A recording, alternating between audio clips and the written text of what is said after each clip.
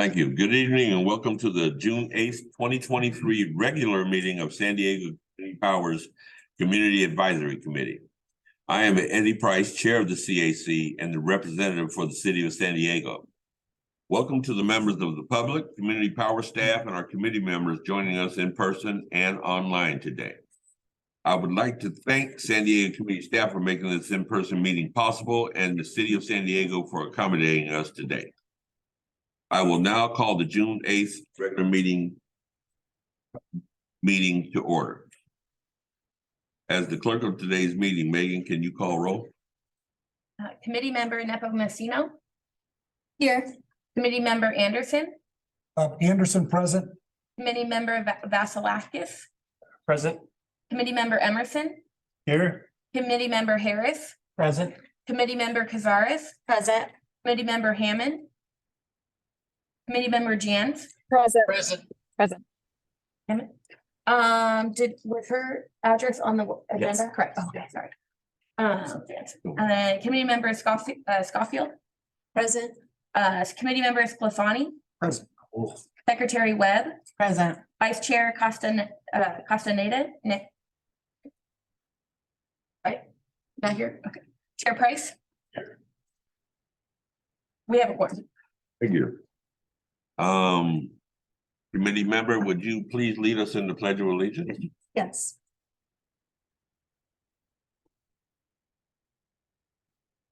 Ready to begin. I pledge allegiance to the flag of the United States of America and to the republic for which it stands, one nation, under God, indivisible, with liberty and justice for all. Thank you. We would now like to take a brief moment to provide a land acknowledgement. We would like to begin by acknowledging that the land on which we are conducting our meeting and all the other land that we utilize for San Diego Community Power is located in traditional territory of the Kumeyaay people. We recognize the Kumeyaay Nation as the rightful stewards of this land, and we acknowledge their continued presence, resilience, and contributions to this region. I would also like to invite anybody who doesn't realize that to actually Google them and see how large their land was. We also recognize the ongoing impact of colonization, forced removal, and systematic oppression that has disproportionately affected indigenous communities in the region and beyond. We are committed to learning from and working with local indigenous communities to honor their sovereignty, respect their cultures, and support their efforts to heal from intergenerational trauma and systematic injustices. We recognize that our energy choices have a significant impact on the environment and the communities that we serve. That is why we are actively working to source cleaner and more renewable energy, supporting policies that promote sustainable and equitable energy systems, launching programs that address environmental and systematic injustices, and continuing to listen and learn from our communities. Thank you to the Kumeyaay Nation and all the original stewards of this land. We look forward to working in collaboration to build a more just, sustainable, and resilient future for all. Thank you. A quorum is present, so first up on the agenda is special presentations and introductions. I would like to welcome CEO Males Crespo as the new community engagement manager supporting the CAC. Hi, everyone. There she is. It's been really nice to get to know you all in one-on-ones and really an honor and a privilege to be able to staff this meeting today. So really looking forward to the work that we'll accomplish together and really making sure that the community and San Diego Community Power is existent in everything that we do. Thank you. And that concludes the special presentations for today. We will now take up non-agenda public comment. Are there any non-agenda public comments? There are no hands raised at this time. And there was nothing none has been received. submitted? No. Okay. Are there any items to be withdrawn or reordered on the agenda? Yes. Item 14, we asked that item 14 be taken after item 11. Okay. Thank you.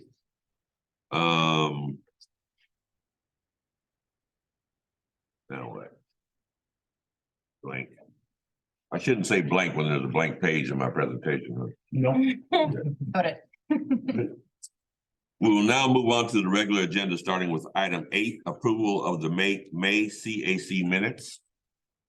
I move to approve the minutes from the May meeting.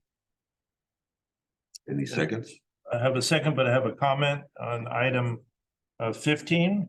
It's just our representative from Encinitas, member Hammond had requested in the future more discussion on net metering. And I know that's not on the agenda tonight, but we still look forward to hearing more information on how the 3.0 net metering will affect things. Thank you. We have a motion and a second. Megan, can you call for a vote, please? Yes. Yes, public comment, thank you. There are no public comments for this item. Thank you. And I will now take the vote. Committee member Nepomuceno. Aye. Committee member Anderson. Anderson, aye. Committee member Vasilakis. Aye. Committee member Emerson. Yes. Committee member Harris. Aye. Committee member Cazares. Aye. Committee member Hammond. Aye. Committee member Jans. Aye. Committee member Schofield. Aye. Committee member Sclafani. Aye. Secretary Webb. Aye. Chair Price. Aye. Motion carries with all committee members voting yes. Thank you. We will now move on to item number 9. Receive an update on public relations. Jen LeBron present this item. Good evening, Chair Price and members of the CAC. It's my pleasure to be here as usual for our monthly update on public relations. Next slide, please. So I wanted to start off by telling you about the conclusion of our enrollment campaign. As you know, we onboarded close to 200,000 new customers beginning in April. And so we had a concerted effort through paid and earned media to get the word out about our service. Over that time, we've had more than 21 million impressions across the different media that we have produced, including billboards on the side of major freeways, posters at convenience stores and on the sides of bus stops, online advertisements, and radio ads as well. In addition to that, we've had more than 42,000 clicks and engagement with our online ads, including our social media campaigns. Next slide, please. We've also been pretty active as far as outreach goes, though we have started ratcheting down on some of our outreach events as we continue to grow our team and strategize about the next phase of what engagement and outreach is going to look like for San Diego Community Power. Featured in the photos above, you can see that we have done some work with San Diego Diplomacy Council in regard to having some folks from Japan actually come visit San Diego Community Power and learn about us. We look forward to working increasingly with the Diplomacy Council so we can show delegations from around the world what we do here in San Diego to achieve our goals of getting to 100% renewable power. On the right in that photo, you're seeing us at the Flip the Switch ceremony at the North Park Music Festival just a couple weekends ago. And so as a part of that, we were able to get several prominent North Park businesses, including the famed North Park Observatory music venue, to opt up to Power 100.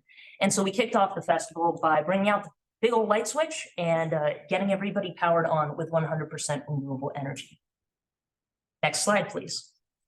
And then finally, we, as many of you were part of this too, we were co-hosts at the annual Cal CCA conference. Chair Price actually provided one of the highlights of the conference, I think, for CCAs from across the state by introducing the term communities of concern to the wider CCA audience. And so with some of these outreach efforts, what it's really done is changing the way that people talk about clean energy in our state. And I cannot thank you enough, Chair Price, for your leadership and your willingness to participate. In addition to that, we had a large contingent of our San Diego elected officials, both locally and statewide, who attended the event, as you can see in the photo above.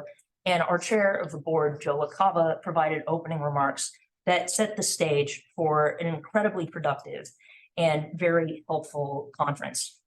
Finally, I just want to acknowledge all of the San Diego Community Power staff who provided hours of volunteer service for CalC's TA in order to support CCAs across the state. Our administrative team in particular did a lot of great work to make sure that everybody felt welcome as they were coming into our hometown. And so that's the public relations update for this month. And I look forward to coming back next month when we'll be talking about our community grant program and the media rollout for that. I wish I could tell you more, but until some agreements are signed, we all have to keep mum. But I cannot wait to share more. Thank you. Thank you. Megan, do we have any public comments? We have no hands raised and no public comments were submitted. Sir, Is there a way to raise it online here? This is for public comment, but, I just want to respond okay. things, so I can wait. No, the chair. you want to respond to what, sir? I want to make a couple of announcements in conjunction with what she's saying. Announcements for events? Events, I think there's time for that at the end of the meeting. okay, it's not appropriate now? I don't think so, Why is that? because it's not on the agenda and there's. No, it's part of this item on the agenda, our public relations. Are you making announcements for upcoming events? Yes, Because there's an item on the agenda near the end that's committee member announcement. So that would be the time that you would want to announce for upcoming. I respectfully disagree, but I'll concede. Thank you. Thank you. Any other members of the community advisory committee have any comments, questions, or concerns? I have one. On the billboards, how many billboards are out there and where were they placed? I drive all over San Diego and I've only seen one. It was rather hard to read. That was on 8 going east. So how many do we have out there and where are they located approximately? Sure. I would have to pull up the exact numbers, but I believe we had about 6 of them, and they were located in areas of unincorporated counties. So one of them was up as you were driving up toward North County Fair. There was one right off the 15 in that general area. There was one in National City right off of National Avenue. And I provided in a prior CCA meeting, I actually had the addresses as part of the presentation. And I believe that was 2 meetings ago with all of those, but I would be happy to provide you with all of those once more. Okay, thank you. You're welcome. No other comments? We will now move on to item number 10. Receive update on customer operations. So I'll turn it over to Lucas to present this item. Doesn't look like. My name is Carly Newman. I'm the Senior Account Services Analyst. Hi, I Carly. report directly to Lucas, but I'll be providing the update on customer operations. Thank you. So similar to previous meetings, here we have just all the different the participation rates of the different member jurisdictions that we serve. So primarily noting in red, the phase 4 updates is really where most of the attention should be drawn during our phase 4 enrollments. We can see that it's pretty much staying in line with the trends month over month. But you know, lower participation rate in the county, pretty high rate in National City, but still maintaining overall participation across all our jurisdictions or member jurisdictions at 96.1%. We can go to the next slide, please. You know, every month I see that this is small, so next month we'll make it bigger. I think I said that last time too. But this is focusing the opt-out trends specifically of the county of San Diego. So we can see here the pie chart, the pie chart just demonstrates the method in which customers are opting out.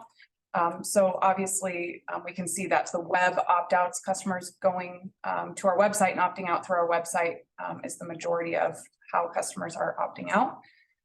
We can see that opt-outs are starting to die down, or you can see that the spike there in March and April were really driven by our largest sub-phase of phase 4, phase 4.1, which was all of our non-NEM or net energy metering customers and net energy metering customers with an April true up date.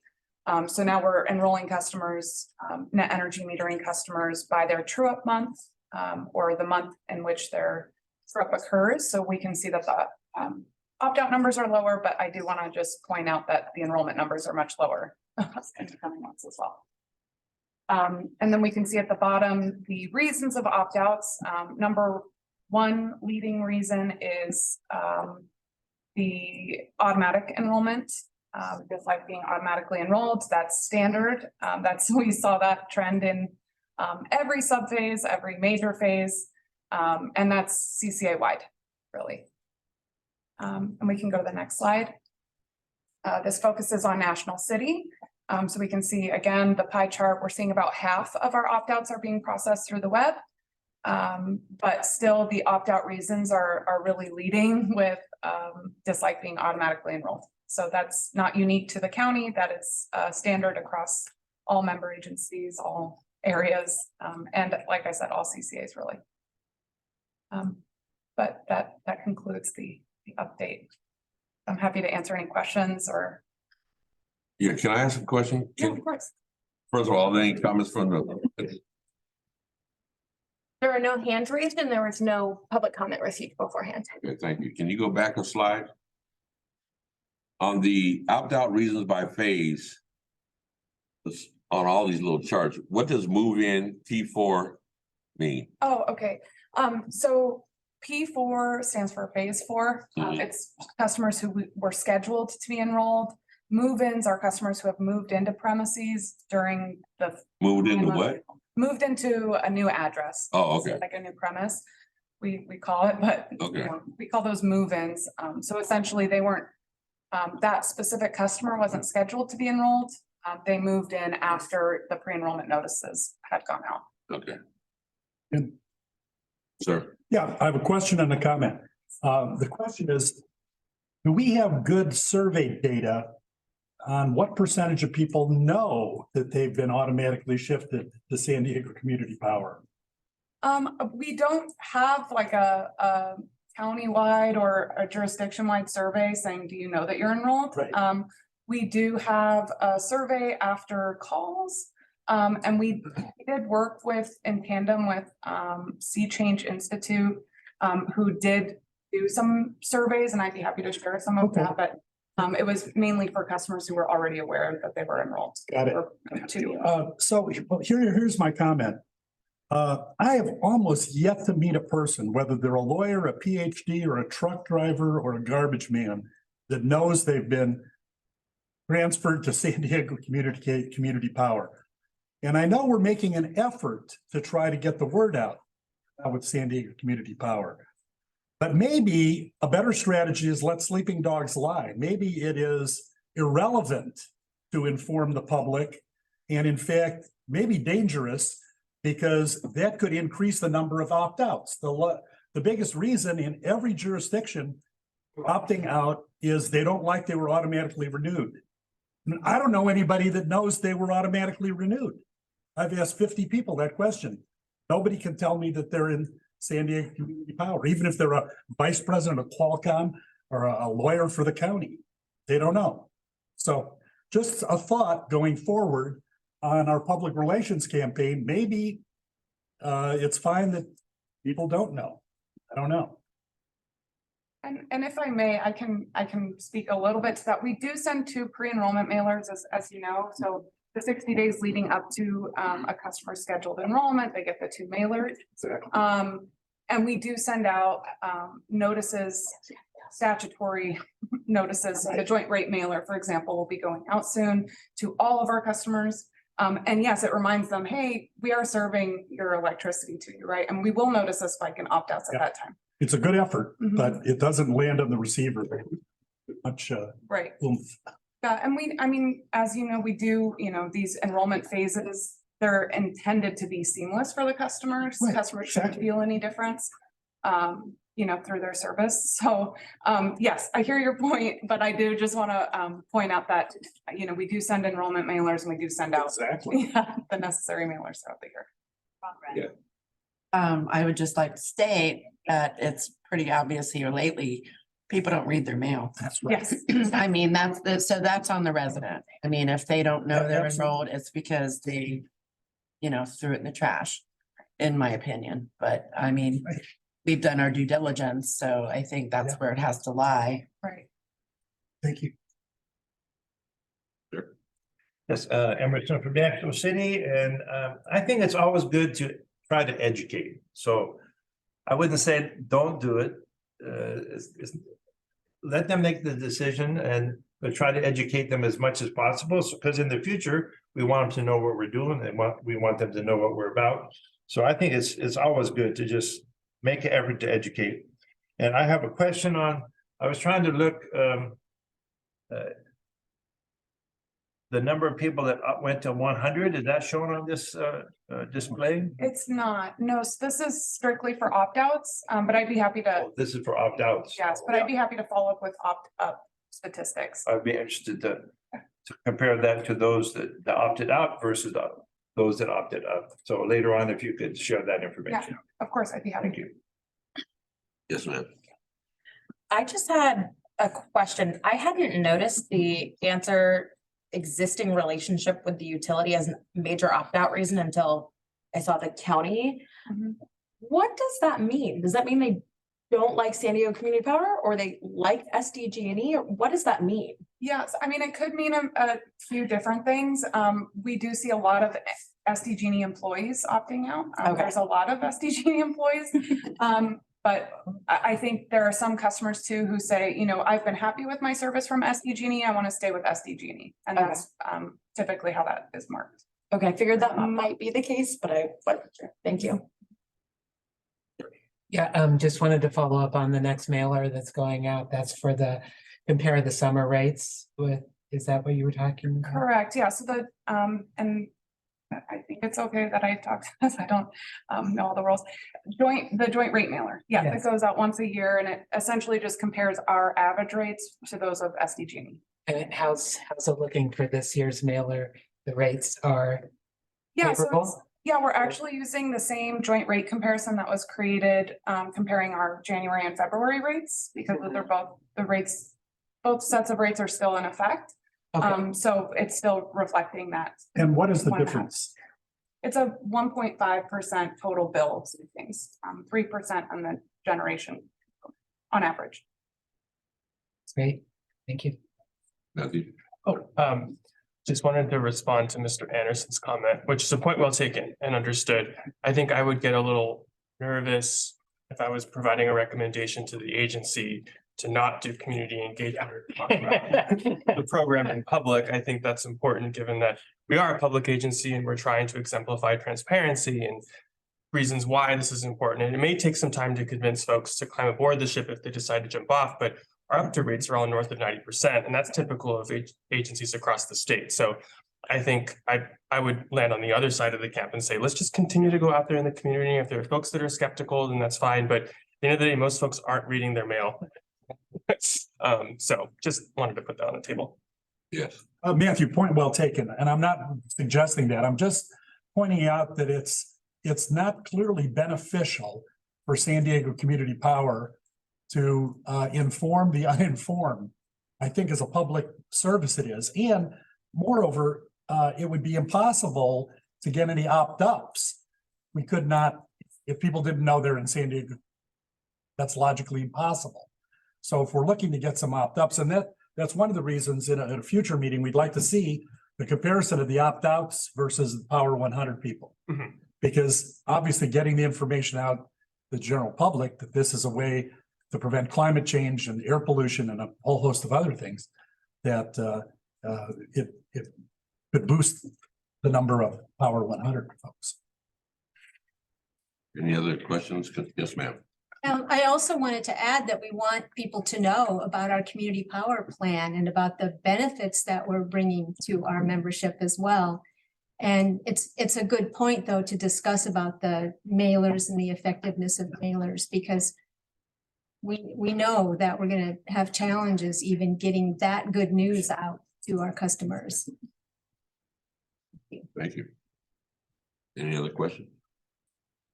I believe we can move on to item number 11. Thank you, Chairman. I'm Dr. Eric Washington, the Financial Officer Treasurer. Thank you to the Community Advisory Committee for your service. I am presenting item 11 tonight, an update on our fiscal year 2024 budget. I'd like to also thank my staff, Tim McLemont, our Senior Finance Manager, and Chris Doe, our analyst, who put in tireless work along with our directors and other staff members to develop our budget. Next slide, please. So our budget development process, we are in the month of June, so we're on target with regard to providing a proposed budget at our next board meeting in this month for implementation of that budget beginning July 1st, which marks day one of our fiscal cycle. So as you can see in this slide, it's the culmination of work that takes place over a period of 5 months for our staff, but for the finance team, actually 6 months to make sure that we can develop a budget that is as accurate as possible and as easy to understand as possible. We've worked with our consultants who work with us to inform our revenue, which is a part of our rate setting process, which the board approved that policy. And those rates are typically set once a year in the month of January. So next slide, please.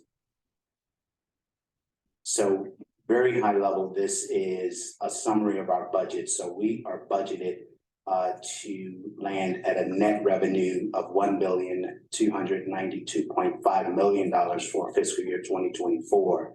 And that's after taking into account a 4% uncollectible rate from our ratepayers. So that gives us some flexibility, or gives us the ability to work as best as we possibly can with our ratepayers in this economic environment. And you'll hear in our next item, delinquency policy that we're presenting, that will go through some of the various programs that are available to our ratepayers.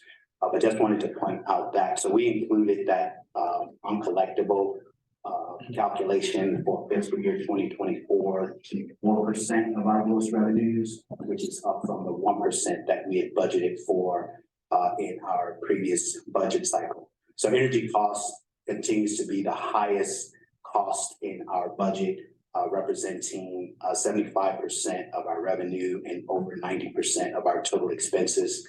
Total expenses for fiscal year 2024, we budgeted for $1,002 million.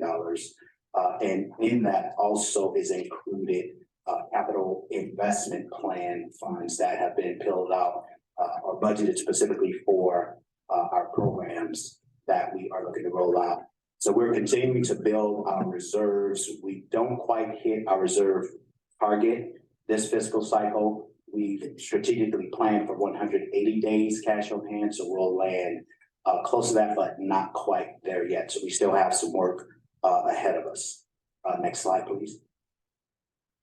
So the capital investment plan will be a new document that we're introducing this fiscal cycle that will cover the fiscal year 2024 and future periods for our program allocations. And this document will become sort of a living, breathing document, for lack of a better term, that will inform the community of what funds are available. It will also, funds that are allocated in each period will continue through the program cycle as opposed to each fiscal cycle, meaning that if we allocate funds in 2024 for a program that will have a program cycle of 3 years, it runs the course of 3 years, and those allocations are allocated appropriately over the fiscal periods. Next slide, please. This slide is a snapshot of how those capital investment funds or program funds will be allocated across various programs to the tune of $4.2 million, including $2 million for customer pilot programs. And you'll hear from one of our program experts with regard to some of the programs that are in the pipeline for fiscal year 2024. Next slide. The next 2 slides are essentially just some descriptors of the various programs that we have queued up for the program's budget that will be tracked in our capital investment plan. And so this gives a brief description of those. Next slide, please. Another slide of description. So next slide. There's. Oh, you don't have them. Okay, so I'll just articulate it. Sorry about that, Seal. So the next steps in our budget cycle. So at our next board meeting that's coming up in a couple weeks, we'll be presenting the proposed budget to the board for approval. And in that package will include what we refer to as our operating budget book, which gives details with regard to the category allocations of our budget. So please take an opportunity to review that document. And again, introducing for the first time this fiscal cycle will be our capital investment plan that will really spell out how we're spending those programmatic dollars. So that concludes my presentation. Chair Price, I'll pass it back over to you. Thank you. Thank you. Are there any public comments, Megan? There are no hands raised and there were none submitted beforehand. Any questions from the committee? Ma'am? I'm looking at the capital investment plan. It looks like we have, if I'm reading this correct, 100,000 set aside for local development feasibility studies. What are we looking to study? So we brought on board our distributive, and help me out, I think it's our distributive energy resources manager. So those funds are set aside to assist with doing feasibility studies on potential projects to inform whether or not those projects are feasible for us to pursue and build out. So that's what those funds are specifically allocated for. Thank you for the question. Well allocated. Any other questions or concerns? Eddie, I just wanted to follow up on the capital investment program. Is there any projection of future years funding? Can we expect to see that capital investment program double or triple in the next couple of years?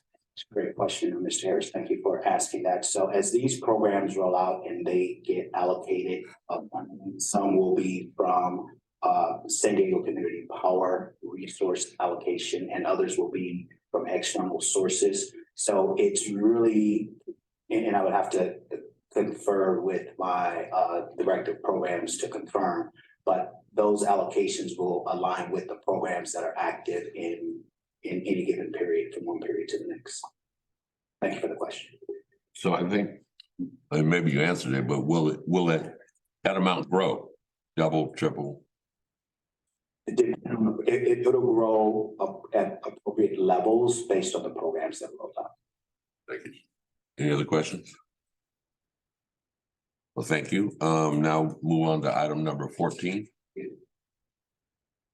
I believe it's 14. Yes. Yes, so the next item on the agenda, we've changed the agenda, so thanks for facilitating that, Chair Price. So our Director of Data and Customer Service, Lucas Uto, will be presenting an update on the collection policy to include residential customers that will be presented at our next board meeting. Thank you. Lucas. Thank you, Dr. Washington. Good evening, Chair Price, members of the Community Advisory Committee. My name is Lucas Uto. I'm the Director of Data Analytics and Account Services at San Diego Community Power.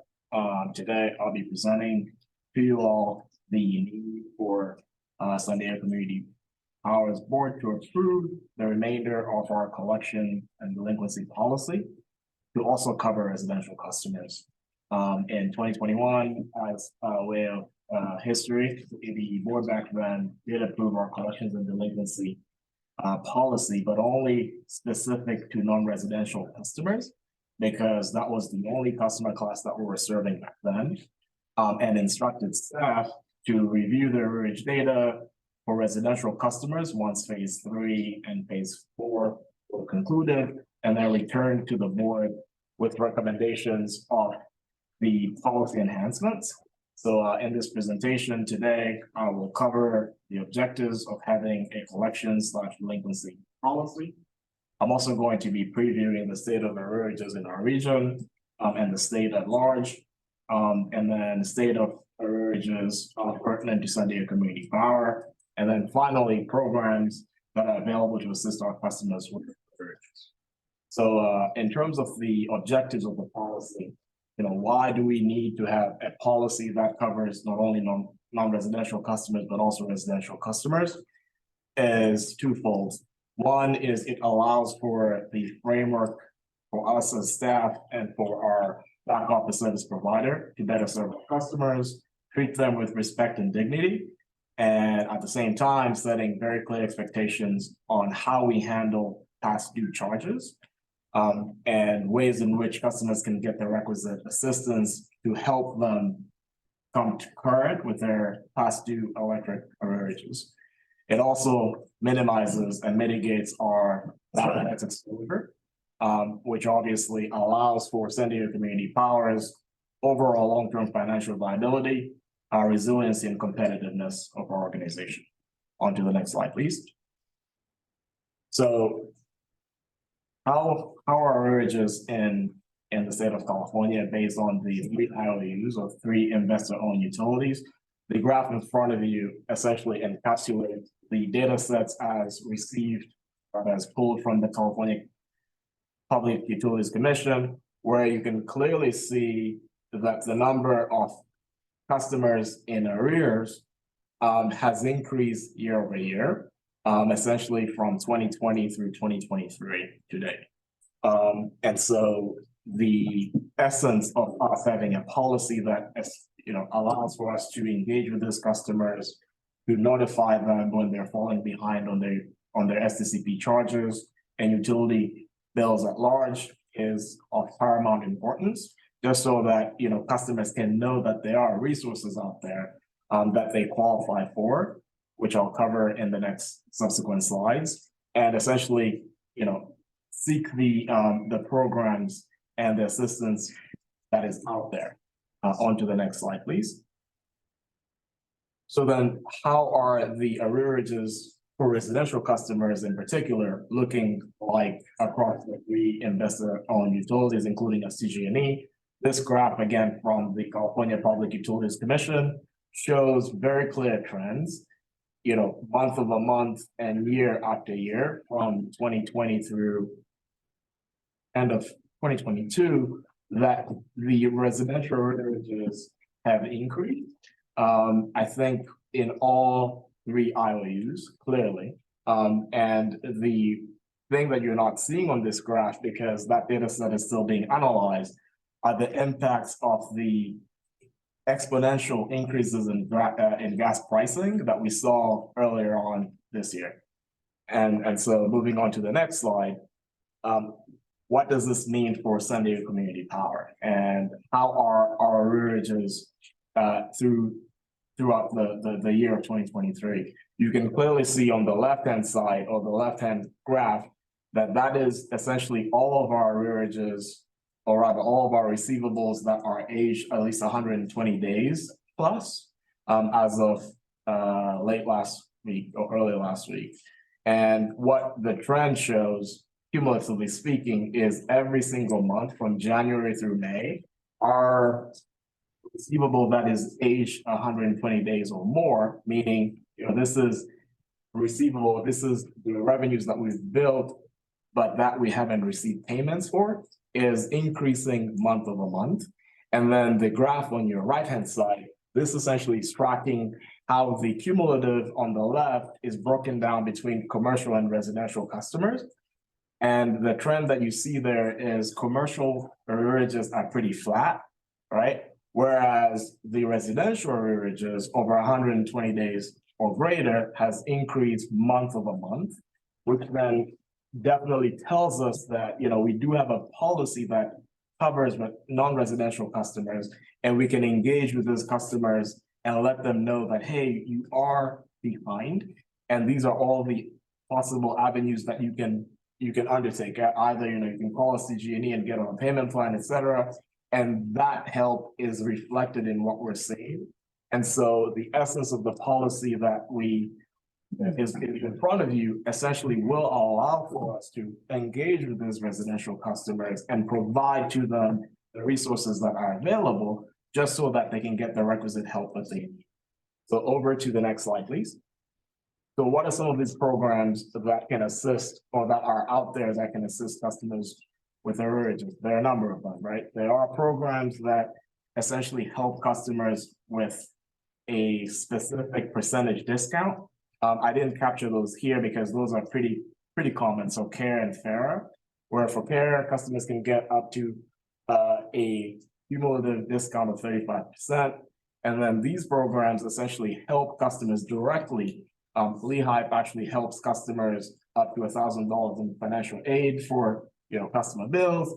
We do also have the AMP, or Arrearage Management Payment Program, and this program in particular in our region is undersubscribed in my opinion. And it's a program that allows customers who are already on Care Fair to essentially get debt forgiveness up to $8,000, provided that they pay their current charges in full. And so these resources are available on our website. We do have a dedicated bill assistance webpage, and all of these programs are actually articulated there. There is also California Arrearage Payment Program, and this program was over $2 billion that came out of state budget allocation that we work very closely with SDG&E on to bring those dollars into our region. And I think, if I remember correctly, over $100 million came into San Diego across, the SDG space to essentially help San Diegans get relief of their past due arrearages as a function of the pandemic.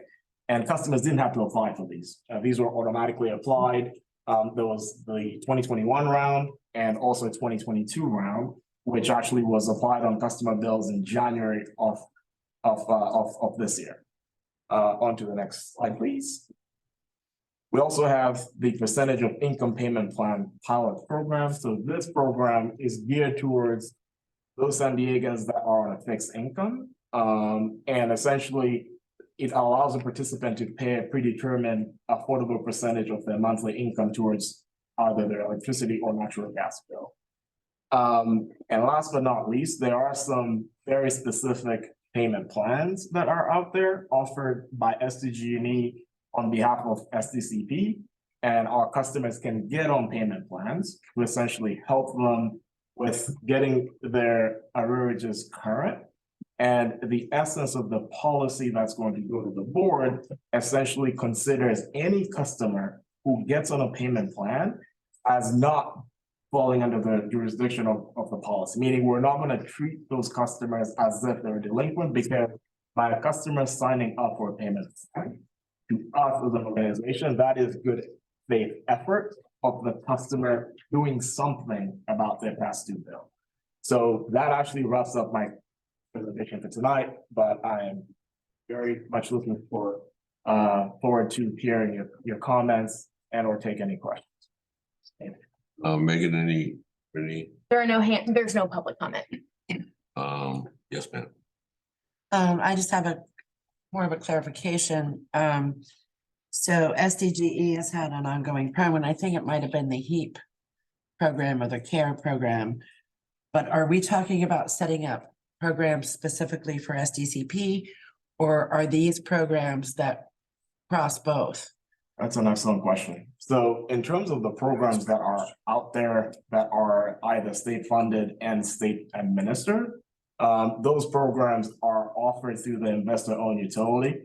And the reason why that is because they are the bill paying agent, meaning all of our charges have to go through SDG&E.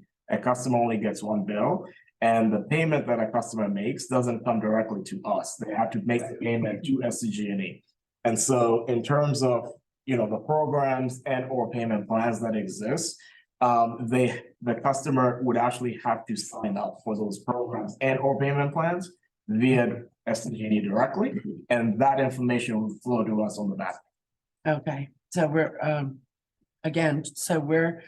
looking to develop a policy for collection and delinquency for what is in arrears for SDCP. Correct. Okay. Correct. And that can be done separately? Yeah, so just as an additional context to how the arrearages and the account balances work, right? Everything flows through SDG&E. If a customer is active, meaning they're still taking service from SDG&E, SDG&E will try to, or rather will attempt to collect on behalf of their charges and ours. And if, let's say, the customer is no longer active in SDG&E's territory, meaning, I've moved out, I'm no longer a resident within SDG&E territory, and let's say there is an SDCP past due balance, SDG&E will attempt to collect it up to a number of days. It's 145 days. And if they're able to collect, they will return that receivable back to us. And so, the policy that is in front of you will allow for us to either elect to do collections on that past due balance that is no longer associated with an active customer. And, we do have a vendor that we work with already for the non-residential customers. And we will essentially, once, and assuming that this policy is adopted by the board, then we will go back and negotiate with the vendor to essentially enhance the scope of work that they're doing for us to also cover residential customers. We have an odd relationship with SDG&E. And we're simultaneously partners and competitors. It's a both and kind of a deal. And so we're collaborative with SDG&E in terms of arrearages, because if they're in arrear for us, they're in arrear for SDG&E, correct? Yes. Okay. Now, are we happy that SDG&E is forwarding our payments to us in an accurate and a timely manner? That's an excellent question. So far, I think, and Dr. Washington can chime in. I think we're relatively happy. There have been a number of issues that we've addressed directly with them. But broadly speaking, I would say that we're generally happy.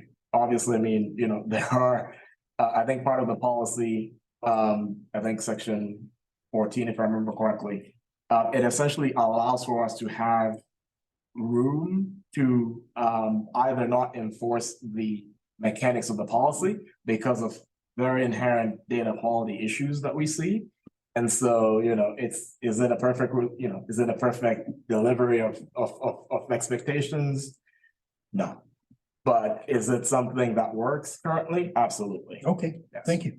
And then, if I may, one clarification that I definitely feel is worthy to mention is, and I've heard this question in the past, will SDCP discontinue service for customers? I would explicitly like to say that that is not possible. We cannot shut off power for customers simply because we're not the meter owners.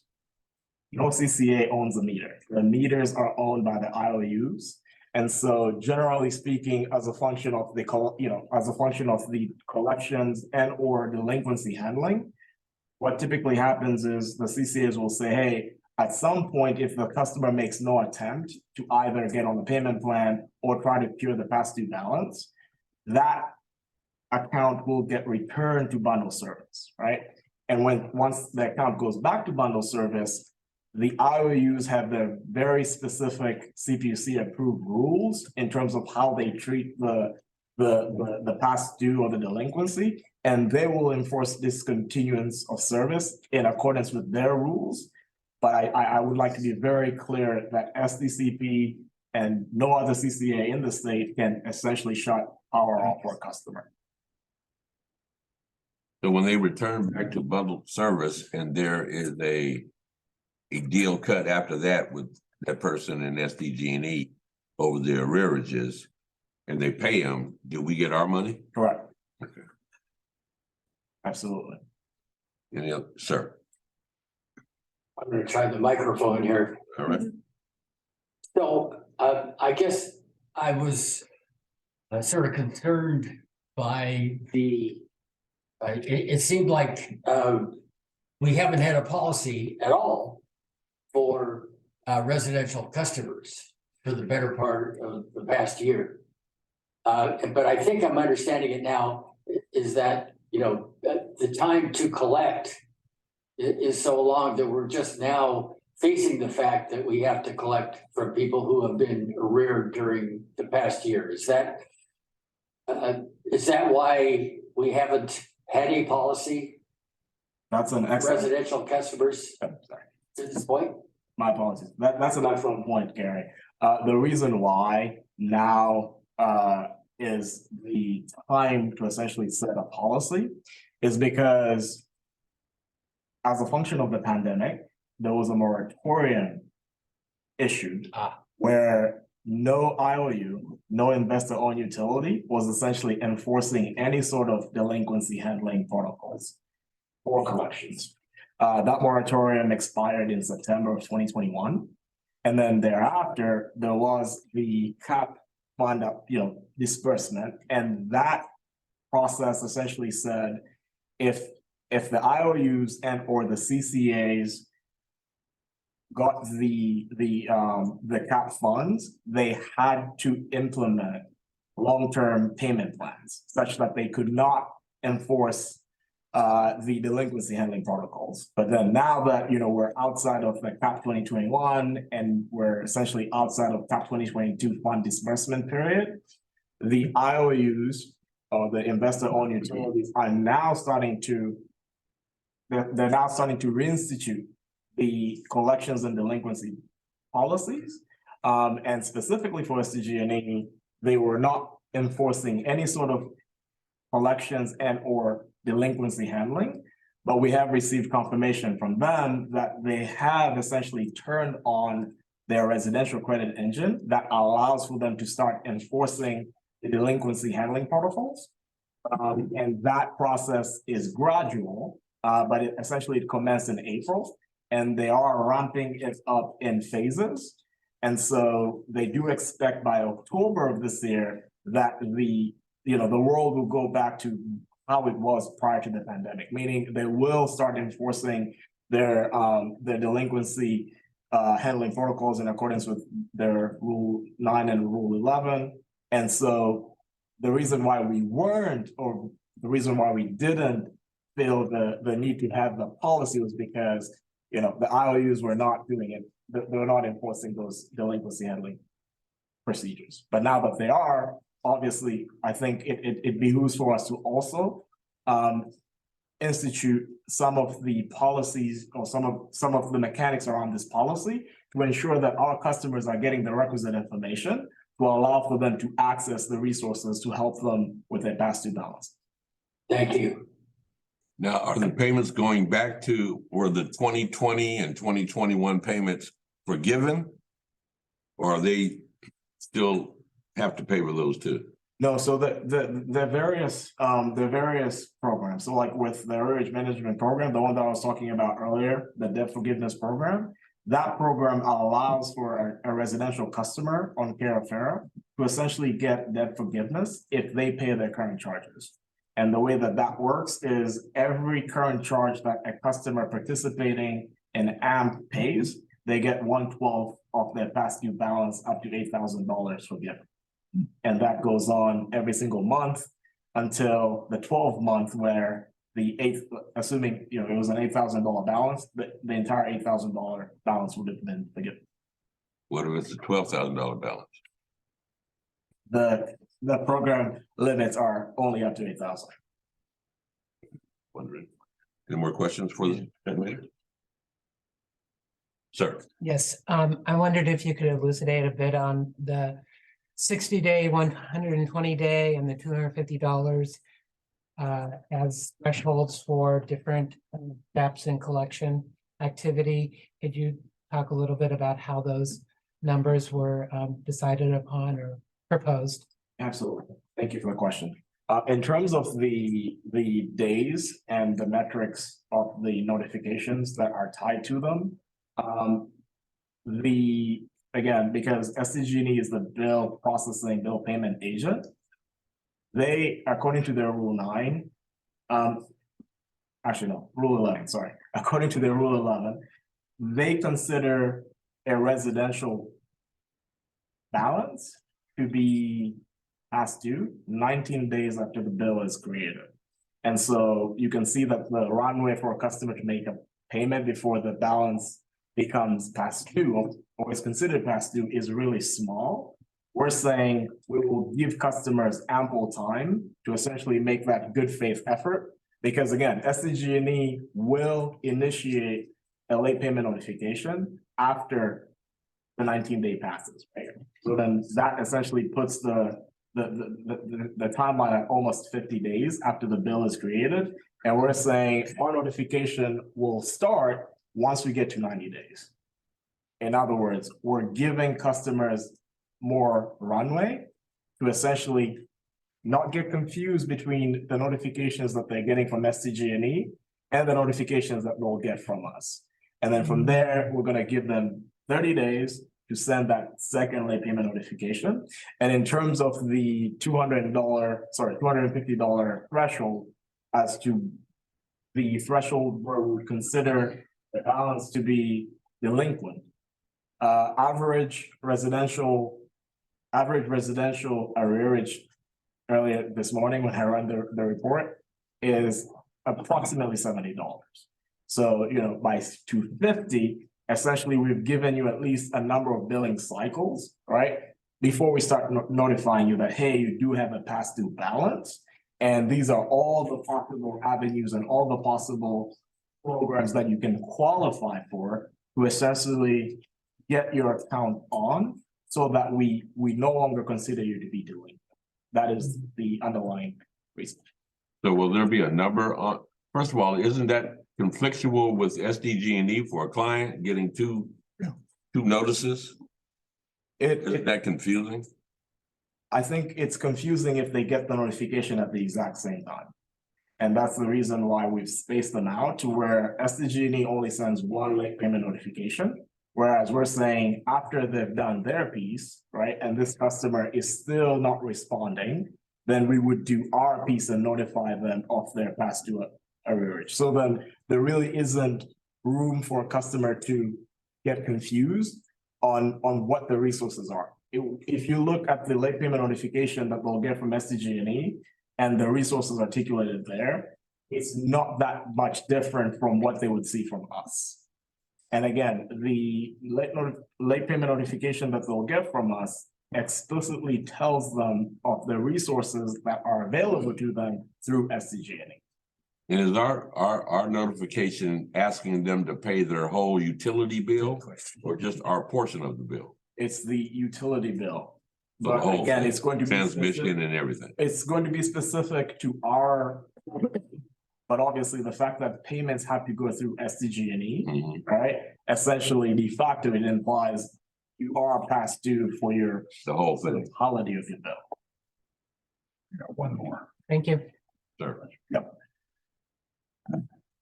Residential solar customers typically only make one payment, if any, a year. The true-up payment, which occurs in, say, October, it does for me. What happens if a person is delinquent on their true-up? Is that treated like any other delinquent bill? They've had a whole year now of collecting bills, because my solar never gives me 100% of what I need, so I have $50 or $80 adds up, and it could be $500-600 at the end of the year. Are there people that are delinquent on that, and then you treat that just like any other delinquent bill? Yes, that's an excellent question. Yeah, the NEM bills are a little bit nuanced, right? And again, I think they'll get even more nuanced when we get to the new world of net billing tariff.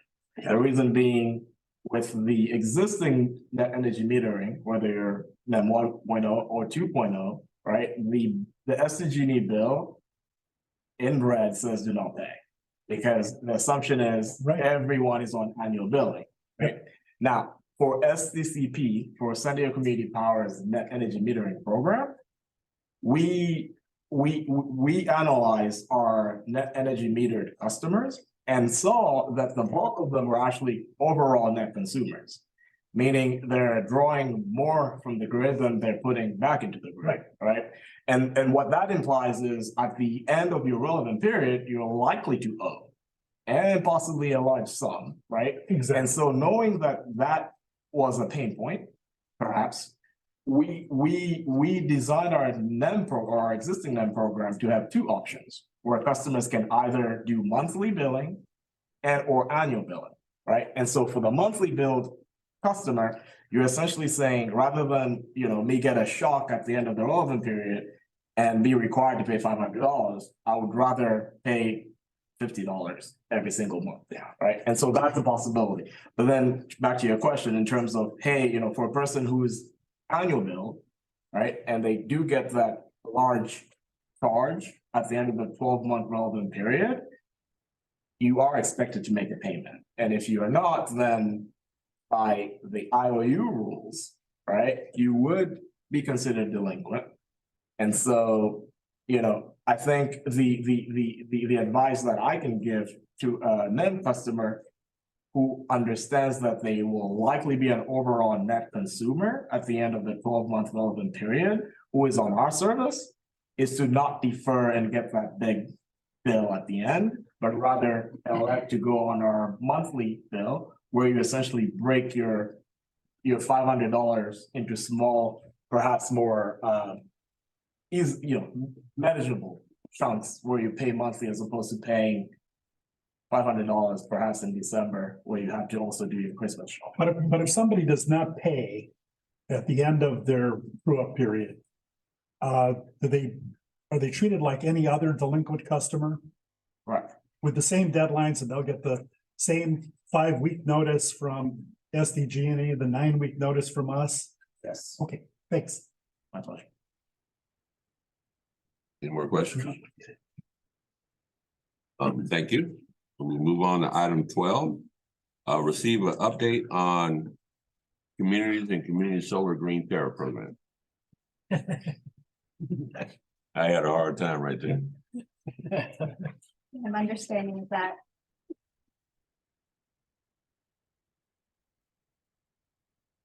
Good evening, my name is Tessa Tovar. I am a program associate at SDCP.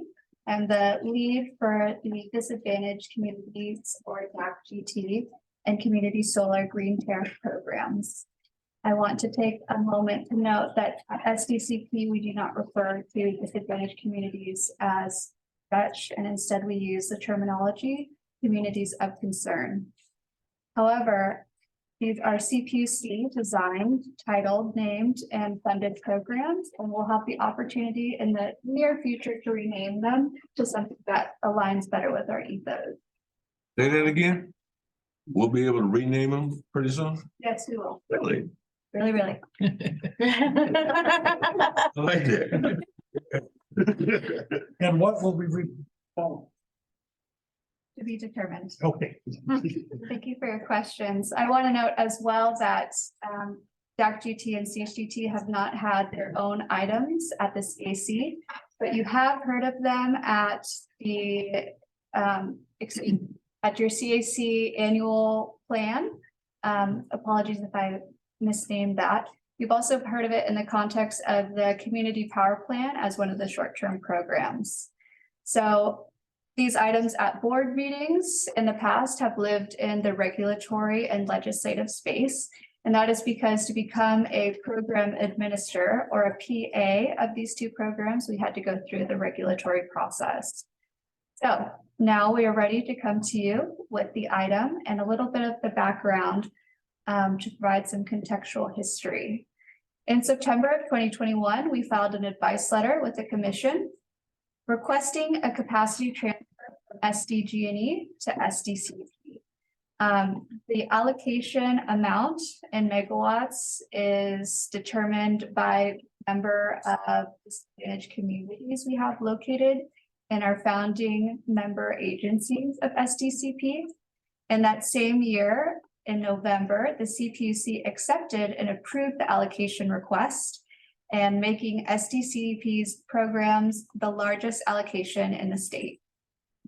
In October of 2022, we submitted our Tier 3 implementation advice letter requesting to become a program administrator. And in March of 2023, the CPUC voted to approve our request, and we are now program administrators of these green tariff programs.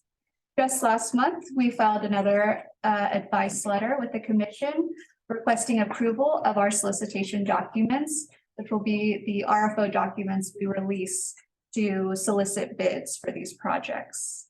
Next slide, please. To zoom out, a general overview of the description and benefits. These two programs were designed by the CPUC to increase renewable energy generation for residential customers and disadvantaged communities per Cal Enviro's Green 4.0. It offers 100% renewable electricity for eligible customers that are eligible in CARE and FARA. So on top of the 20% whole bill discount that CARE and FARA provides, pardon me, they'll receive an additional 20% bill discount on their SDG bill. This will amount to, on average, a 55% bill decrease for these eligible customers. And again, these two programs are fully funded by the CPUC. I mentioned that we have the largest allocation in the state for DAC-GT, that is almost 16 megawatts and 4.38 for CSGT. In terms of what that means for how many customers, it's almost 7,000 customers for DAC-GT and almost 2,000 for CSGT. I want to take a moment to note that eligible customers will be auto-enrolled when new projects come online in 2025. Next slide, please. Getting into customer eligibility. The CPUC has defined an eligible DAC as census tracts that either one, score at or above the 75th percentile in the current Cal EPA Cal Enviro 4.0 on a statewide basis, or two, are one of the census tracts that score in the highest 5% of Cal Enviro's screens, but that do not have an overall score. You'll notice the map on the right has 3 pins, one for Chula Vista, National City, and City of San Diego. That is because we have over 40 eligible census tracts located in those 3 areas. If you do not see your jurisdiction with a point, I want to note that there is a concurrent proceeding that's occurring, referred to as the GAP proceeding, or Green Access Program proceeding. In that proceeding, joint CCAs that are PAs for these 2 programs are requesting some changes to be made to increase the pool of eligibility from a customer standpoint and from a project site location standpoint as well. So we will have the answer to that proceeding this summer. And if it's successful in that realm, we could have some more eligible customers beyond these 3 jurisdictions. Next slide, please. Eligibility from a project site perspective. I want to note the 2 differences. For DAC-GT, a project can be sited in any DAC and SDG&E service territory. For CSGT, this is different. CSGT projects must be located in a DAC in SDCP service territory. The reason for that is that the projects must be within 5 miles of the participating customers, and the CSGT projects must have a community sponsor on behalf of the customers the CSGT project will serve. I'll talk a little bit more about community sponsors on the next slide.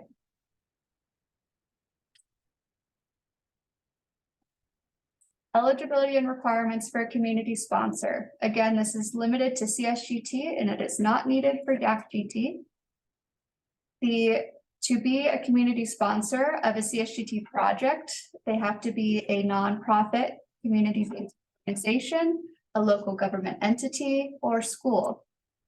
The sponsor's role is to work with the solar developer to encourage program participation in those communities. They're also required to include job training and workforce development to benefit these local communities. And SDCP as program administrators will assist by having the local CBOs or potential community sponsors meet with the solar developers so that they can work together and submit a bid for the RFO that will be released. For a reason, we have three of why community sponsors should be involved in the CSGT program. Community sponsors also get a 20% bill discount if they are the community sponsor for a CSGT project, and they can have up to 25% of the project's estimated output. What's that mean? We have almost a 20 megawatt allocation for CSGT that's 3.5 roughly. And so the community sponsor could have 1 megawatt allocated to them and not over that. The two next bullet points are especially important, as a community sponsor ensures community involvement, their awareness, substantial interest from the community members in subscribing in the project. It also captures community suggested host sites and verification that the site chosen for the bid is consistent with community preferences. We're not coming in and installing projects where the community would not like them to be, which is very important to us. Moving forward, steps. This month, we expect to receive the CPUC's approval for the solicitation documents, and we're currently in progress to launch a dedicated webpage for these programs before the June board meeting. From now until August of this year, we'll conduct outreach to solar developers and potential community sponsors by developing collateral, hosting multiple webinars, and most likely presenting at a city meeting near you. Solicitation documents will go live on the SDCP website within 60 days of the CPUC's approval. And in early 2024, we hope to receive bids and select a solar developer. And again, in 2025, customers will be automatically enrolled when new projects come online in 2025. We don't currently have the deadline for which we'd like solar developers to respond to our RFO because we're waiting for the CPUC's approval on our solicitation document, but we ensure that we're happy to come back to the CAC and board with updates. Thank you, and I'm happy to take any questions. Any questions from the public? There are no hands raised, but I'd like to note that Colin is available virtually to answer any questions as well. Colin who? Colin Santulli. Oh, Santulli. that Colin. That Colin. First of all, Chair Price, I have a number of questions and I'd be glad to ask like one question, pass it on to anybody else, but I'd appreciate coming back. Okay. Right. So I was wondering what the experience of other CCAs, who've been in business longer than we have, is there any experience to draw on, and is our program, I'll say, using the experiences of the other CCAs to possibly try to get a design that has been proven in other markets? Thank you for your question. We have other CCAs that are program administrators of DAC-GT and CSGT. However, there are some that aren't program administrators of CSGT and instead are just doing DAC-GT. I'm sorry, I didn't understand. Apologies. There are some CCAs that are program administrators only for the DAC-GT program. And there are some program administrators that are CCAs that are program administrators for DAC-GT and CSGT. The question really was on the success, maybe, without really getting in the weeds with metrics. The success of some of the other ones, are there some that stand out from the other CCAs? Sure, thank you. Yes, most certainly. There's CPUC design programs, and as I mentioned, we have the GAP proceeding. So the GAP proceeding, which I believe Stephen Gunther or Laura Fernandez and the regulatory team would be more keen to speak on. But essentially, that's when the PAs of the CCAs that are PAs are coming together and showing their evaluation or their success of those two programs. They have been successful in other parts of the state. However, we are the only CCA in our IOU service territory that our PAs for the DAC-PT and CSGT program. So we are in close communication, myself included, my peers at the other CCAs, to learn best practices for community engagement, collateral, and such. I hope that answered your question. That's getting closer to it. Yes, thanks. And Carol, oh, the chair has left. Well, I'll just pass on to anyone else who wants to comment. Larry. Yes, Emerson from National City. And could you give me some concrete examples of each program and how it's deployed in the community? I'm not grasping how these programs benefit the community more, give me some concrete examples. Sure, thank you for your question. And I'm having a little tough time hearing, so maybe use the microphone or just speak up. Thank you. So I'm gonna do my best. Is it turned on over there? It is. Oh, Can you okay. hear me now? The closer you are, the more we can hear you. Okay, thank you so much. So when we release the solicitation documents, within 60 days of receiving approval, those solicitation documents will be bid on by solar developers. And we will select the solar developer that we'd like to choose. In their bid, they will include a site location that they have done, say, an interconnection study for. And that project site, let's just say for DAC-GT, for example, would be located in a DAC anywhere in the IOU service territory, including our own. And that project size cannot be beyond 20 megawatts. So it's not necessarily, it's not going to be on, say, residents' roofs. It's going to be kind of a small utility scale project, solar project. And then that project's generation will serve eligible customers that are located in DACs per Cal and Fire Screen. So when you say serve, what does that mean? Serve? They That reduce means- their bill?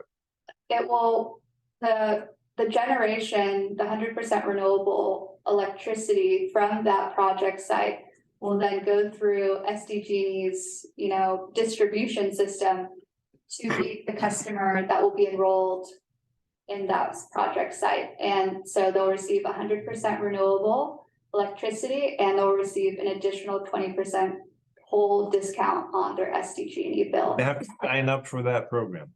They do not. It is an automatically enrolled program. So who decides who gets enrolled? They will be based on the two criteria eligibility for what the CPUC defines as a DAC. And they have to be eligible on CARE and FARA. Eligible for, rather. Both of these programs are solar related?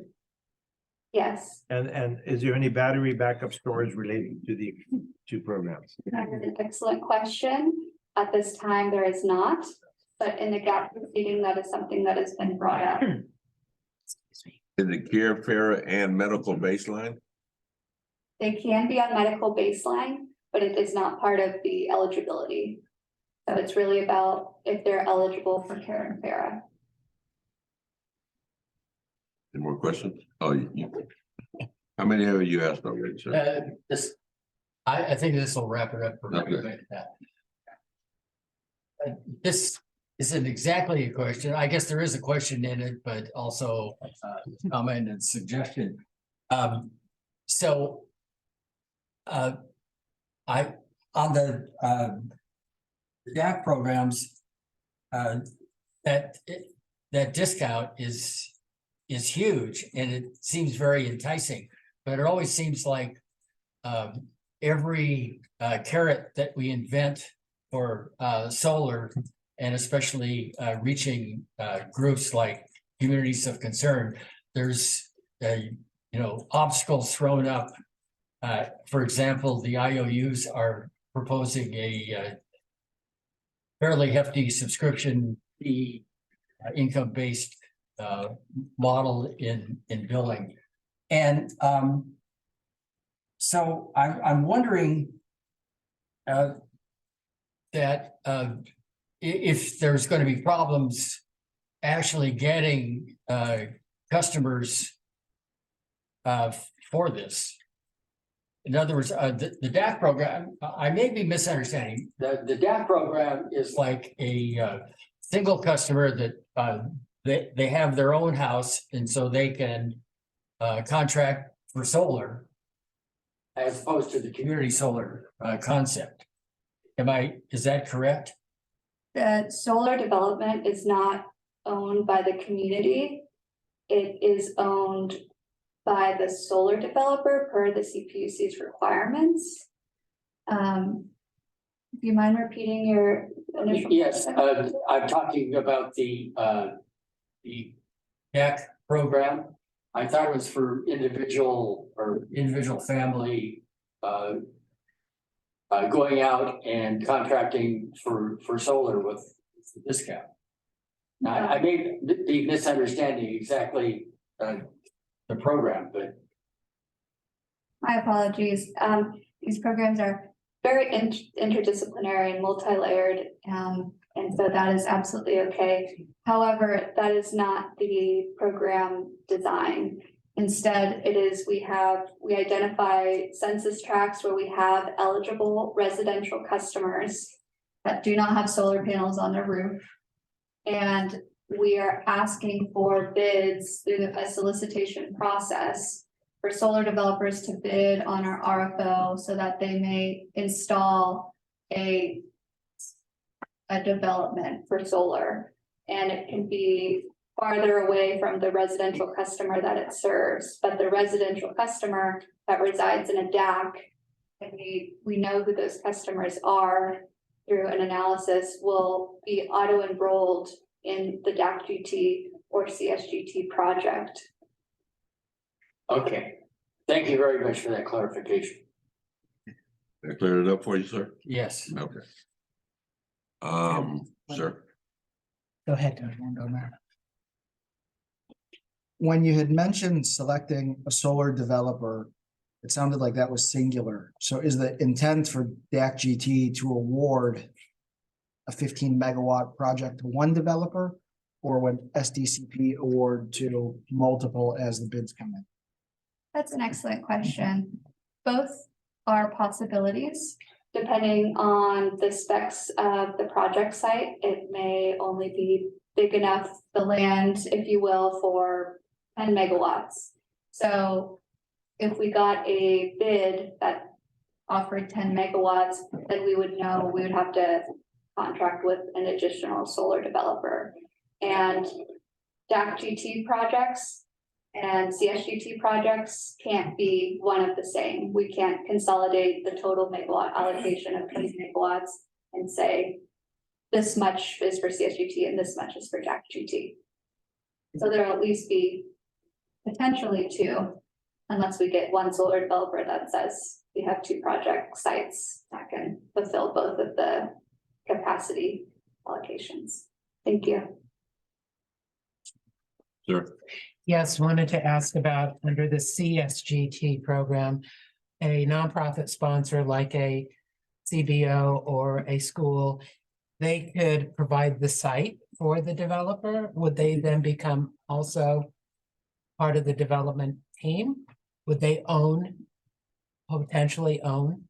They would not own, however, the solar developer, pardon me, has the technical expertise of doing a site assessment, knowing the substation capacity, interconnection studies. Whereas the community sponsor is an entity within the community that can identify potential sites based on their knowledge of what the community preference is, where they don't want it to be. And they work directly with the solar developer to identify those sites to make sure that they're viable. Thank you. Okay. And then who owns the sites? The solar developer. Will be entering into a PPA with the solar developer? Correct. And 1 megawatt of opportunity goes to the sponsor. Correct. And how does it go to the sponsor? Do they get an economic benefit from 1 megawatt a year creating energy or? That would be the generation that would power their location and would provide that 20% bill discount as well. Oh, so the CBO would be co-sponsoring the 20% discount or something? The discount, and I'm probably crazy, the discount would be coming from the CBO and not San Diego Community Power? That is not correct. Similar to the customer receiving the 20% bill discount, SDCP would also provide the 20% bill discount to the community sponsor. And they would receive 100% renewable electricity, not beyond 25% of the project. So say a CBO uses on average 2 megawatts per month. Well, they can't have more than 1 megawatt, so they would receive that 20% bill discount and only 1 megawatt of 100% renewable energy. Now, I'm just trying to think of a CBO that utilizes a megawatt. That's a megawatt a month?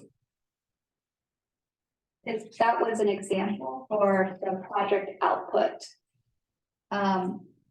It's hard to do a theoretical in terms of usage in this instance, but 25% of the project output would be allocated or rather dedicated to the CBO. And not to make it more complicated, but there can be more than one CBO, or I should say, community sponsor. As schools. Well, you just made it more complicated. You just did that. Okay, any more questions for this young lady?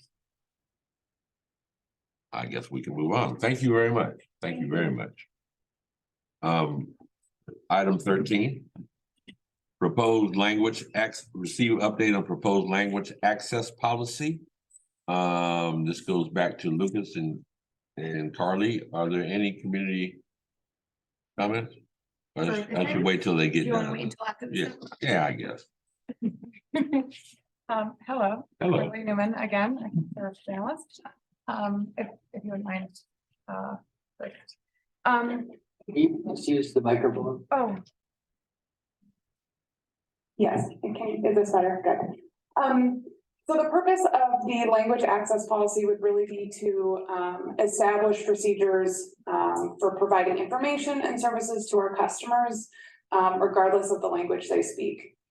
And for some background, as everyone knows, SDCP really focuses on diversity, equity, inclusivity of our communities. And so what we're aiming to do with this policy is expand access to our customers, regardless of what their primary language is. And so essentially in this policy, we would just set forth guidelines and procedures or processes for staff to follow to ensure that there's effective communication between SDCP and the communities that we serve, explicitly and specifically around our offerings, our services, programs, etc.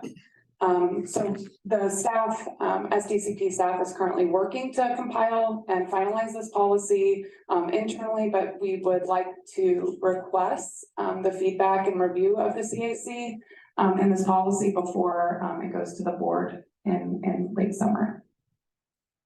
So just keeping it very high level and just providing an update that it's something in the works on our side.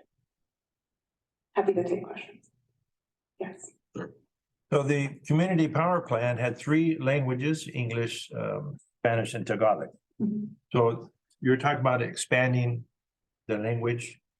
Correct. So, and my apologies for not providing additional context. We're really hoping, so right now we have a plugin on our website, but we're hoping to provide all of our materials in translated materials.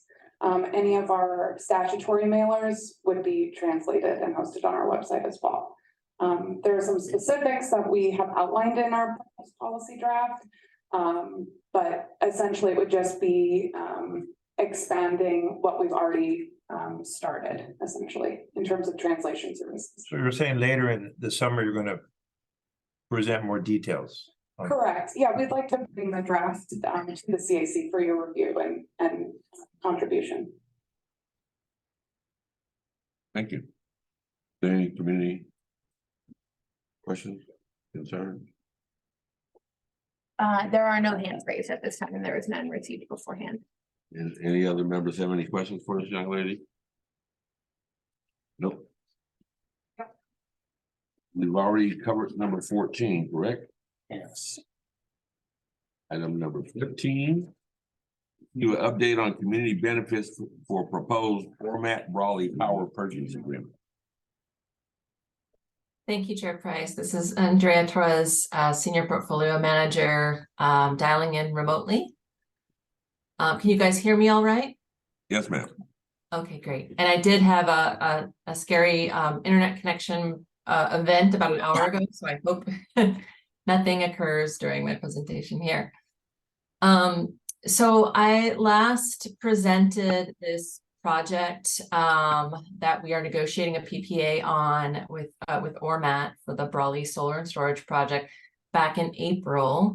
We were anticipating executing or presenting the PPA for board approval at that April board meeting.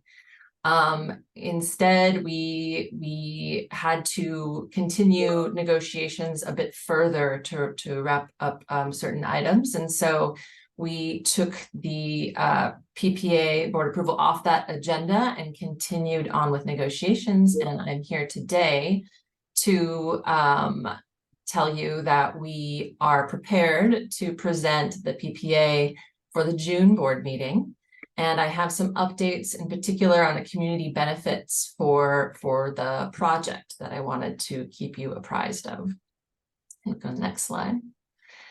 So these next two slides will be a bit of a refresh based on that April CAC meeting.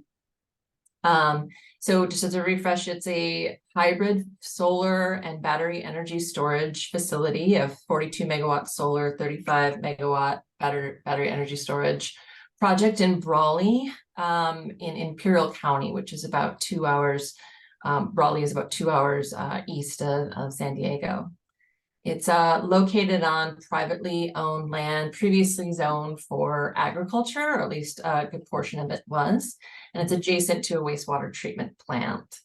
The project will interconnect with an existing substation. And since I last presented on this project, the county's Board of Supervisors approved the CUP, or the conditional use permit, back in May. The expected COD, or commercial operation date, of this project is in April of 2025. Next slide. Minor update here from April. We have some more solid numbers on the expected energy from the project. The project will provide over 120,000 megawatt hours of renewable energy per year. In addition, the storage asset will provide some important energy management and capacity benefits. And with commercial operations commencing in Q2 of 2025, this project is of value to us for our midterm reliability procurement targets that are mandated by the CPUC. The project does provide local benefits that I'll cover on the next slide for Imperial County. Pricing remains competitive among other offers that we are evaluating. And Ormat is an experienced developer, owner, operator of these types of assets, particularly with battery applications. Next slide. Okay, the project remains within a community of concern, but some key updates I wanted to present today is Ormat is committed to a construction workforce of at least 80% local and or union labor. Ormat will contribute up to $136,000 a year under the county's public benefit agreement or public benefit program. And that program is designed by the county for a key contributor to that program, our solar development that's happening in that county. Ormat will also pay $550,000 to the county to mitigate for the loss of farmland. It's not prime farmland, but any conversion of farmland generally requires some mitigation.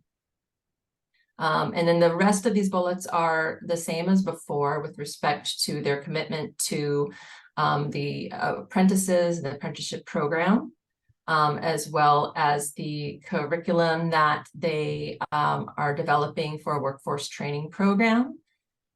We are currently reviewing some preliminary materials for that. And then finally, the tax benefits of the program, they're committed to the extent that they have purchases of construction-related items out in a different location that doesn't have a sales tax to it, they'll apply a use tax to that and direct that to the county as well. So that concludes my updates on the community benefits, so I'm happy to answer any questions you may have.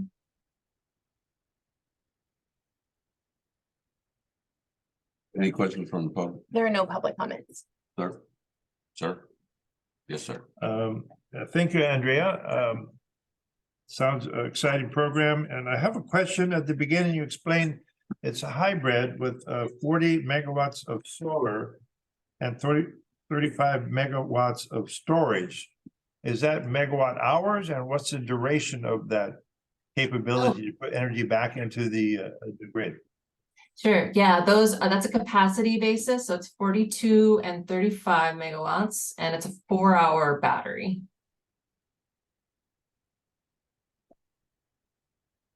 So if you put that into megawatt hours. 140 megawatt hours, yeah. Say that again? 140 megawatt hours. Okay, thank you. Sure. Question. If you are able to share, and I understand if you cannot, does this discussion around community benefits include anything related to the disposal and recycling of lithium ion at the end of the life of the project? No, it does not. The county itself, as part of their conditional use permit, has decommissioning requirements at the end of that permit period. So generally speaking, we are relying on that process for the decommissioning of the solar project and then the batteries. Thank you. You mentioned Ormat will contribute up to $136,000 per year. Is it up to, or is it 136,000? If I said up to, I misspoke. I did look into a bit further in terms of any price adjustment for that. And so that would be annually adjusted according to a consumer price index increase every year. And that is going where? To the county's public benefit? I don't understand where it's going. Yeah, it's going to Imperial County's public benefit program. And they had a recent board meeting on an overhaul of that program.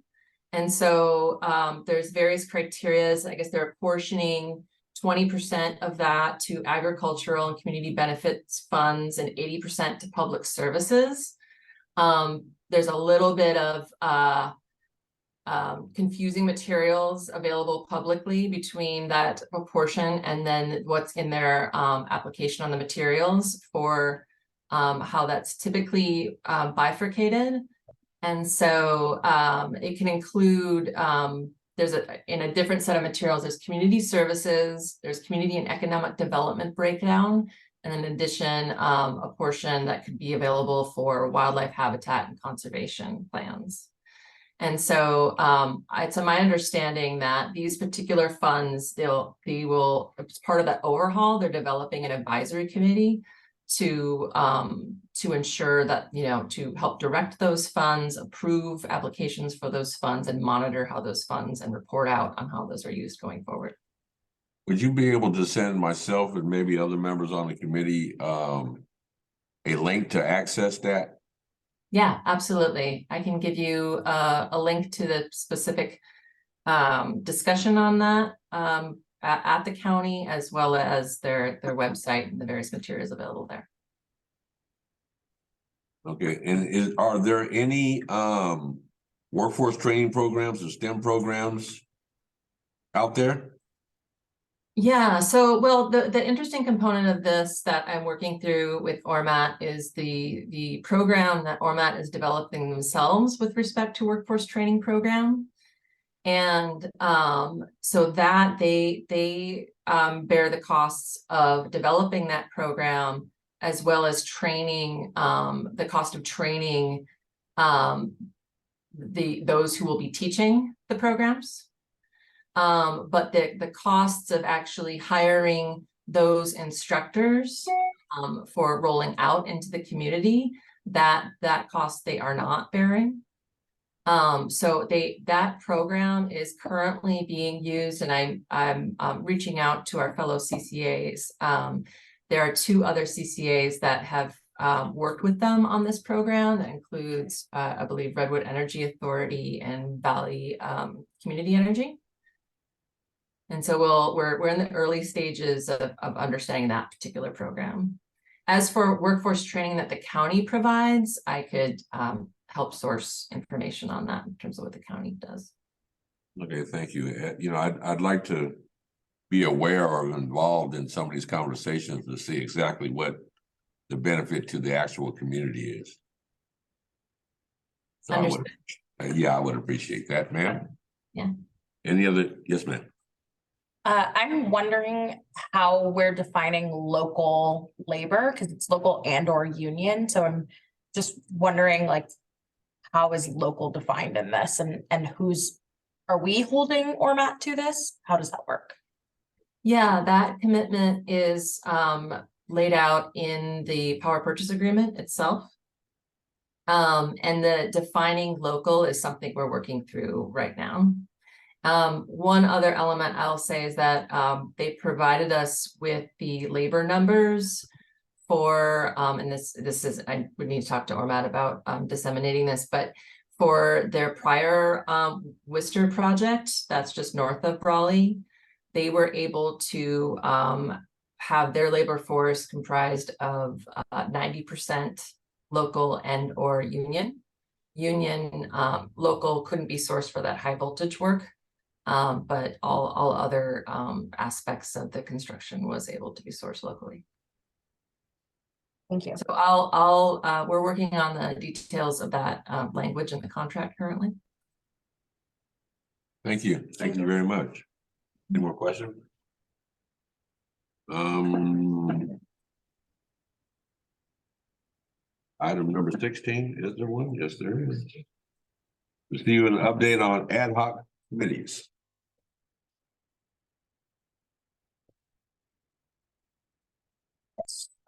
Good evening, committee members. Once again, I am Jen LeBron, the Director of Public Affairs here at San Diego Community Power. I wanted to provide you all with a brief update on the ad hoc committees that we established last month. We're working diligently behind the scenes to ensure that we have the appropriate staff available to support these ad hoc committees and that we are well prepared to do the meaningful work ahead. We've had some challenges on our end with travel of various staff members in getting these stood up, but we will be providing a variety of opportunities for different times to make sure that our committee members who were assigned last month can attend.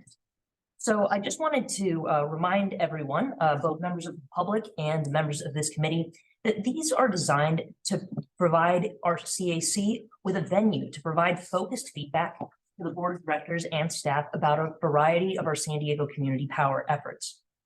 As a reminder, these ad hoc committees are composed of less than a quorum of this body and are intended to serve a limited purpose.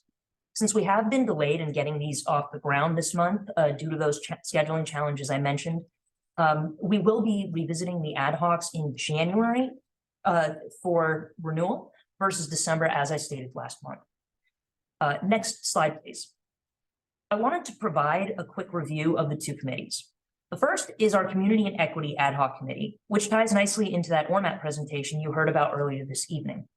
One of the main goals of this committee is to provide us with a framework. That way, when we are talking about these community benefits, we are providing that framework to developers in advance, long before we are getting to the point of the PPA. That way, we have some elements of this that are predictable, understandable, and that we can make sure that when this body is providing feedback to our board of directors that they understand what elements of community outreach and engagement are critical in the development of these projects.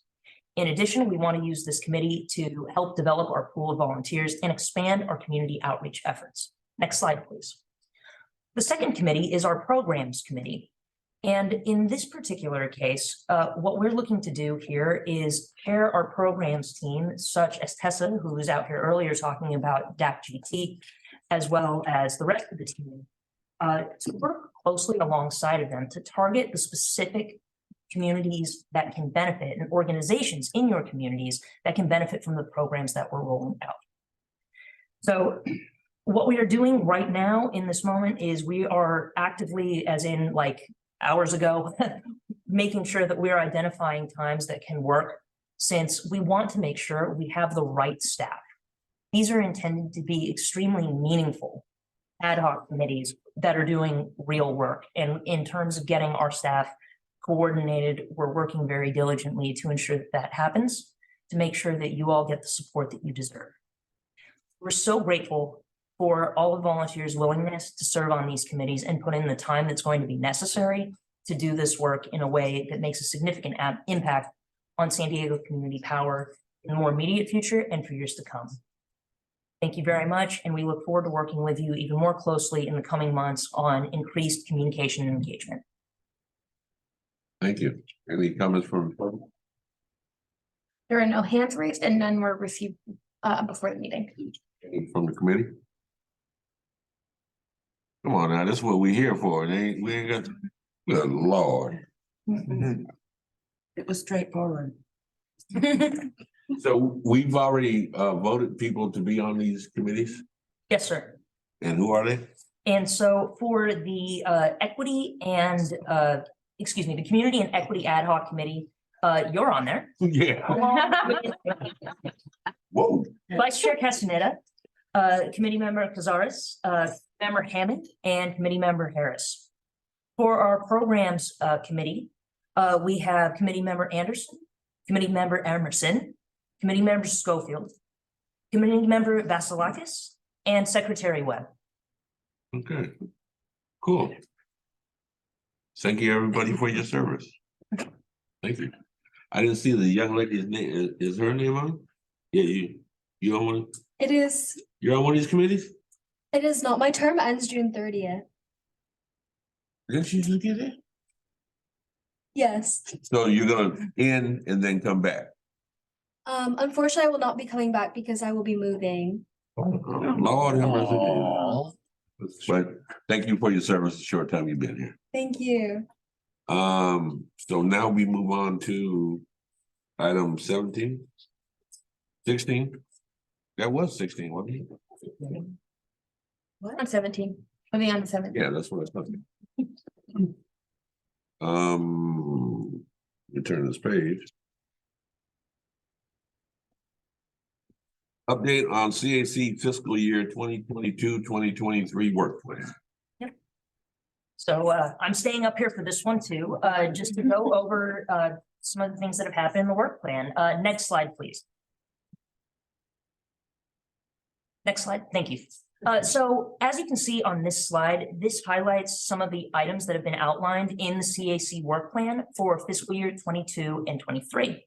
So I just want to take a quick moment to go over some of the items that we've tackled during this particular meeting. Tonight, the committee has provided key feedback on our marketing and communications plans. And we certainly heard you loud and clear, Member Anderson, in terms of your feedback there. We talked about our community solar programs, DAC-GT and CSGT as outlined in this, as well as our power procurement efforts. As part of the CAC's work plan, you also provided feedback on our language access policy as a matter of equity, and we're looking forward to being able to provide you with a draft of that next meeting so you can really take a look at it and then provide that feedback at our next public meeting before that goes to the board of directors.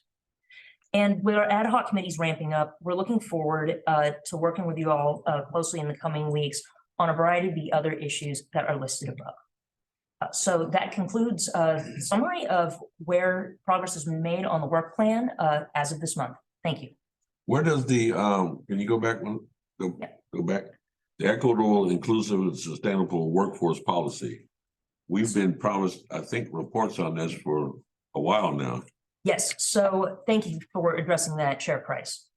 We've been working with our power services team to present you with a meaningful report in the way that that policy has influenced our power purchase agreements up until this point. And they requested an additional month to prepare this month. So that is why that is not here with you this month. So we'll get it next month. That is what we are planning to do. The next month is July, and we're going dark in July. We have not discussed whether or not we will be going Okay. July or dark in July. It is not in, or frequently, public bodies such as the Community Advisory Committee will go dark in either July or August, but that is not something that has been decided upon by this body. Okay. Because we're really looking forward to that on that policy. But thank you. Any public comment, ma'am? No public comments. Any comment up here? You guys looking tired and hungry. What happened to all the We're food? going right through dinner time. Yeah. Discussion of potential item agendas for Board of Directors meetings. Do we have anything that we would like to submit to the board?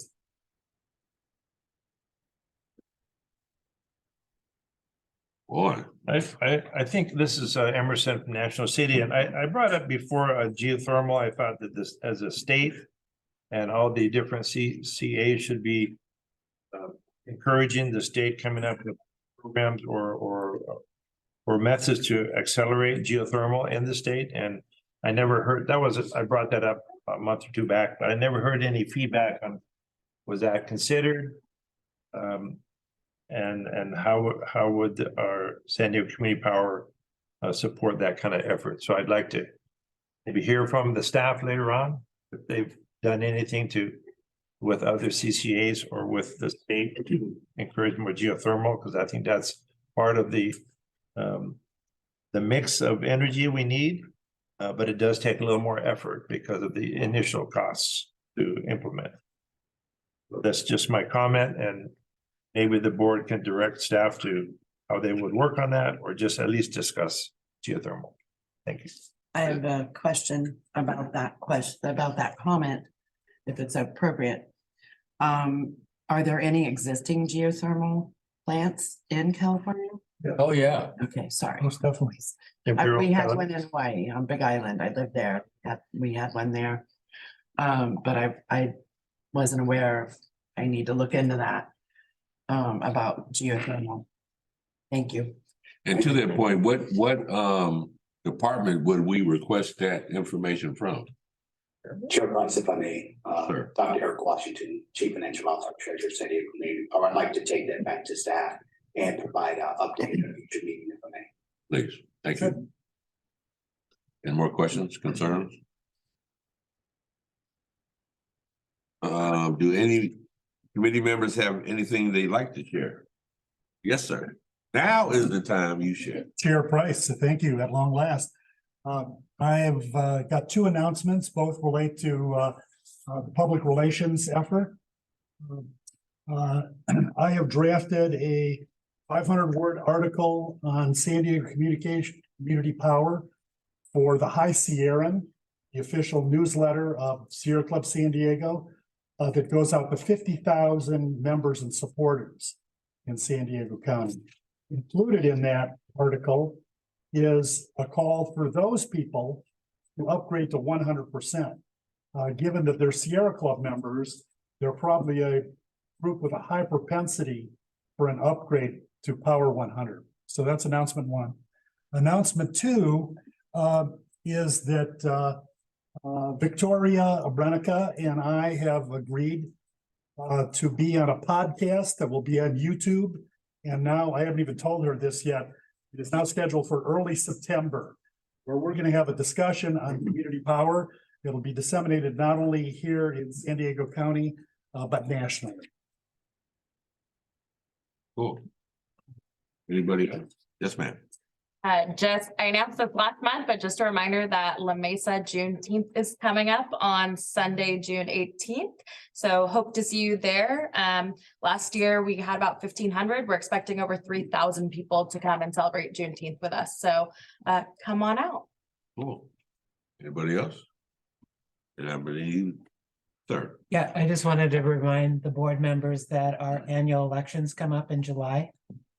And the officers can serve 3 terms, so I think some of our officers might be at that point. I'm not sure, though. I hope so. I didn't mean to say that out loud. I think we're only on 2 terms right now. Okay. And with that, if there's no anything else, sir? Yes, just kind of tied in with that request from Member Hammond about more information on net metering. The Electric Vehicle Association next meeting is June the 14th, so it's next week, Wednesday evening at Balboa Park Auto Museum, and one of the members is going to talk specifically in net metering 0.3.0 and its effect on, you know, how when you're charging your electric vehicles and what to expect. So that's going to be discussed at the meeting. Everybody's welcome. You can look up the details at sandiegoev.org. I also listened in on the California Vehicle Rebate Program webinar they had a week ago. Everything is going well on the incentives, the standard 2,000 for a new purchase, or for lower middle income up to 7,500. And the funds are being distributed so well that maybe by November they may run out of the current allocation, and whether the state has more money to put in the cloud or not, I don't know. But if you're thinking of going electric and taking advantage of these funds, just be aware and do take advantage of them. And look at this. And if anybody wants to take a look at this brochure from Plug in America, and I have information on the increased rebates as well as the federal tax credit. So you can take a snapshot or discuss with me after the meeting. You can take a look at this. That's my announcement. Thank you. And without any further ado, I'd like to adjourn this meeting. Thank you. Thank you, everyone. I don't know if you